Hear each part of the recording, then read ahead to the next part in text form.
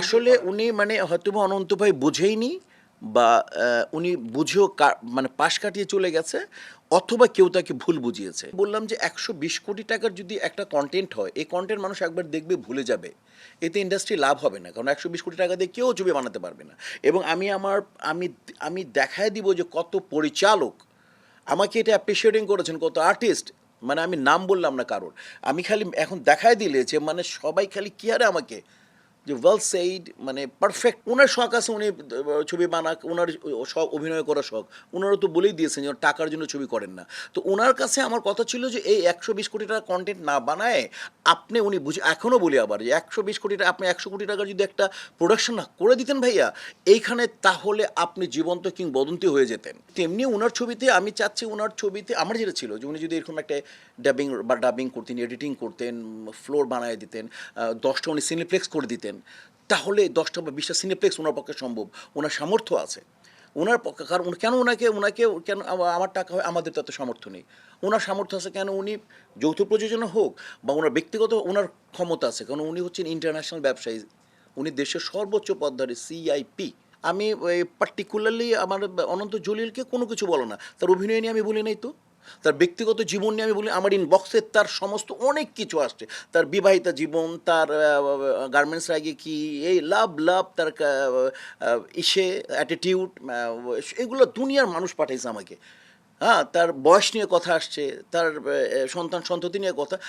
আমি একটা শিল্পী, আমার এটা তো বিজনেসই না। আমার বিজনেস হচ্ছে যে উনি ছবি করতেছেন, উনি যদি উনি ওনার খুব শখ, উনি ছবি কেউ, আমি এরকম লোকই পাইনি যে আপাতত যে কাউকে বলবো ১০০ কোটি টাকা দিয়ে যে করবে। এই প্রথম ১২০ কোটি টাকার একটা কন্টেন্ট বাংলাদেশে রিলিজ হয়েছে।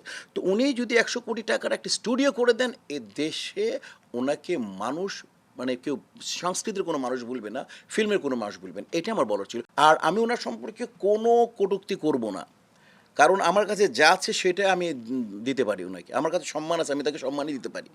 এখন উনি কতটুকু সম্মানিত, কোনো সম্মান দিতে পারেন না পারেন, তোমার বা আপনার কাছে যা আছে তুমি সেইটাই দিবা। আমি তো পাচ্ছি না একটা ছবিতে যে একটা লোক যদি তোমাকে বলে কুত্তা, তা তুমি মনে করো ওর ভিতরে কতটুকু কুত্তার আবরণ তার মধ্যে লুকানো আছে। কিন্তু একটা লোক তোমাকে যদি ফেরেস্তা বলে, বা একটা লোক তোমাকে যদি আদর্শ বলে, একটা লোক যদি সম্মান দেয়, তার কতটা সম্মান লালন করে, যার যা আছে সে ওইটাই দিবে। আমি আসলে পার্টিকুলারলি কোনো শিল্পীকে কখনোই আমি অ্যাড্রেস করে কথা বলি না। সেটা হচ্ছে যে মানে এটা আমার স্কুলিং। মানে আমি কাউকে ছোট করলে আমি মনে হয় কখনো সম্মান পাবো না, কারণ আমি কাউকে ছোট করেই কখনো বড় হতে পারবো না, আমি কাউকে অসম্মান করেই কখনো সম্মান অর্জন করতে পারবো না। আমার ক্যারিয়ার এই প্রায় ৩৩-৩৪ বছরের ক্যারিয়ারে আমি এটাই, আমাকে আমার এফডিসি যে একটি স্কুল আছে, আমার এফডিসি স্কুলিং, আমি এটাই শিখেছি।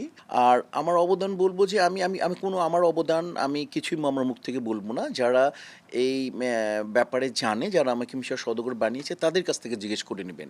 আমাকে যারা বলছে তারা আমাকে মানে আমার মিশা সওদাগর হওয়ার পেছনে কোনো অবদান নাই।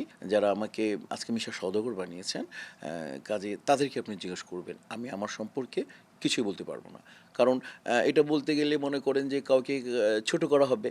এবং আমার ফ্যামিলির শিক্ষা, আমার এডুকেশনের যে শিক্ষা, বা আমার এফডিসির যে শিক্ষা, আমার বড়দের কাছ থেকে, সিনিয়র অভিনেতা অভিনেত্রী কলাকুশলীর কাছ থেকে, এটাই আমাদের বলি এফডিসি শিক্ষা আমি পেয়েছি, যে তুমি কাউকে ছোট করবে না।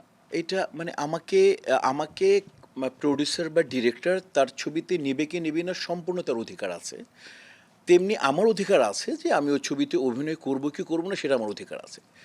মান্নার ফার্স্ট ছবি লুটতরাজ, কাজী হায়াত পরিচালনা, আমি একটা এক্সাম্পল দিই, আমি করিনি, আমি করতে পারিনি, কেন আমার অঙ্ক, আর মানে করতে পারিনি। আর আমার রাজ্জাক ভাই ডাইরেক্ট অফার দিয়েছিলেন, আমি সে করতে পারিনি আমার ব্যস্ততার কারণে, মানে আমি তখন ডেট দিয়েছিলাম। তো সেটা তো যে তার যেমন অধিকার আছে যে আমাকে নেয়ার বা না নেয়ার, কাজেই। এবং তার কোনো ছবিতে আমাকে আমাকে তো উনি ৪-৫টা ছবিতে নিয়েছেন, মনে হয় ৪টা ছবিতে করেছি। কাজে হচ্ছে যে উনি কোনো নেন নেই, এটা না আমার এটা তো কোনো মানে এটা কোনো আলোচনাই নেই। উনি নেন নেই দেখে আমি কথাটা কেন বলবো, এটা তো মানে আমার এটা প্রশ্নই আসে না, কারণ এটা পূর্ণ অধিকার আছে। তাকে আমাকে নিবে কি নিবে না, প্রডিউসার ডিরেক্টরের সম্পূর্ণ অধিকার আছে। এবং আমি সেই ছবিতে কাজ করবি করবো না, সেটা আমার অধিকার আছে। গণপ্রজাতন্ত্রী বাংলাদেশ সরকারের সংবিধানে কোথাও লেখা নেই যে কোনো ছবি তৈরি হইলে যে কেউ আরম্ভ করবে আমাকে অভিনয় করতে হবে। এবং এটাও লেখা নেই যে আমি একেবারে করবো না, তার বিপক্ষে কথা বলে। কাজে হচ্ছে এটা যার যার তার তার প্রয়োজন মনে করেনি আমাকে নেয়নি।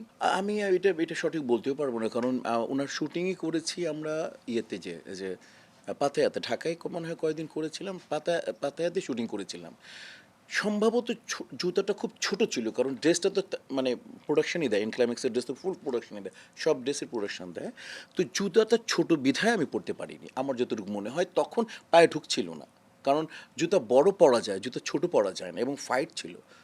এইটুকু আমার মনে আছে যে তখন আবার ওই যে জুতা আনতে গেছে, যে কারণ আমার পায়ে যে জুতোটা বাংলাদেশ থেকে নিয়ে গিয়েছিল প্রোডাকশন, সেটা ছোট ছিল, আমি ঢোকানো যাচ্ছিল না। না মানে আমি যাত্রাতে অভিনয় করব, আমি অভিনেতা, আমি পালে অভিনয় করব, আমি অভিনেতা, কারণ অভিনেতার কোনো পার্টিকুলারলি কোনো জায়গা বলা যাবে না যে আমি অভিনেতা, আমি স্টেজে অভিনয় করব, আমি অভিনয় করি, আমি নর্মাল জায়গায় অভিনয় করব। আমি কোথাকার অভিনেতা না অভিনেতা সেটা জানি না, তবে সম্ভবত আমি কৃতজ্ঞতা জানাই যে বাংলাদেশের সর্বাধিক পরিচালক আমাকে নিয়ে কাজ করেছেন, সর্বাধিক প্রোডাকশন হাউসে আমি কাজ করেছি। এখনও বাংলাদেশে যদি ধরা যাবে হায়েস্ট ছবি আমার।